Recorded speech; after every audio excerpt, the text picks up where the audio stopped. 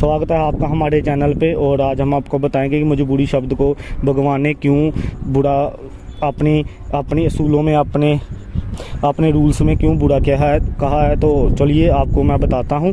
तो एक for example मैंने कहानी बनाई हुई है जिसमें कि भगवान आपको आगे से जवाब भी देंगे। ऐसे तो जवाब नहीं ना मिलता, आप मंदिर में जाते हो, मस्जिदों में जाते हो, अपनी बात शेयर करके आ जाते हो, बट आगे से आपको जवाब नहीं मिलता। जैसे आप एक इंसान से बात कर रहे हो तो आगे से आपको जवाब मिलता है, तो ऐसे ठीक है ना। तो भगवान जब आपको आगे से जवाब देंगे उस चीज़ का तो आपको कैसा लगेगा, चलिए आपको मैं बताता हूँ। ठीक है, एक लड़की और लड़का होता है, ठीक है ना। उनकी रिलेशन पहले बढ़िया चल रही होती है, जब वो कर लेती है, कल को मजबूरी में आके वो लड़की उस लड़के को छोड़ देती है। जैसे उसके घर में पता चल गया है ना, कुछ भी हो गया जिसके साथ कारण वो उसको छोड़ देती है, ठीक है ना।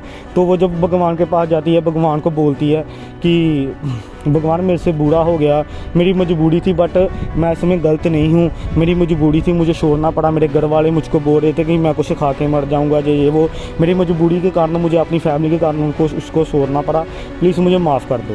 तो आगे से भगवान बोलते हैं कि बेटी यहाँ पे आप गलत हो, क्योंकि जब आपने रिलेशन लगाई थी, जहाँ उसके साथ डिसीजन आपने लगाया था, उसके साथ फ्रेंडशिप की थी, तो ये आपको पहले सोचना चाहिए था कि ज़िंदगी में हमेशा सुख नहीं होते, आपकी रिलेशन में हमेशा सुख नहीं आएंगे, ठीक है ना।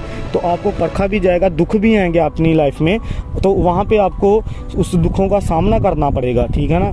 और उन दुखों में आप जब खुलोगे, ठीक है ना, किसी का साथ दोगे, जहाँ किसी के दिल को तोड़ने से बचाओगे, जहाँ किसी की मदद करोगे, वहाँ पे मैं आपकी मदद करूँगा। जब आप मजबूरी शब्द देखकर मुझे सुनाकर आप वहाँ से चले जाओगे और अपने आप को सही बोल दोगे तो आप सही नहीं हो, आपको उस पाप का दंड मिलेगा, ठीक है ना। तो आपको ये पहले सोचना चाहिए फ्रेंडशिप करने से पहले कि हाँ, कि यहाँ पे दुख भी आएंगे, ठीक है ना, सुख के साथ दुख भी आएंगे और मुझे उनका सामना भी करना पड़ेगा।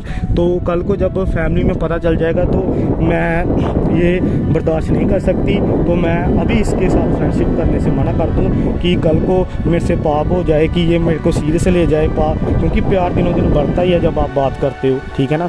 तो इससे आपको प्रॉब्लम होगी तो आप पहले इसको छोड़ दो, पहले ना कर दो, उसके साथ आपको पाप नहीं लगा। बट आप अध विचकार जाके उसको छोड़ दो, है ना, बीच में जाके छोड़ दोगे, है ना, तो उसका दिल टूट जाएगा, तो वो दिन रात रोएगा, जिसके साथ आपको उसका खमियाजा भुगतना पड़ेगा।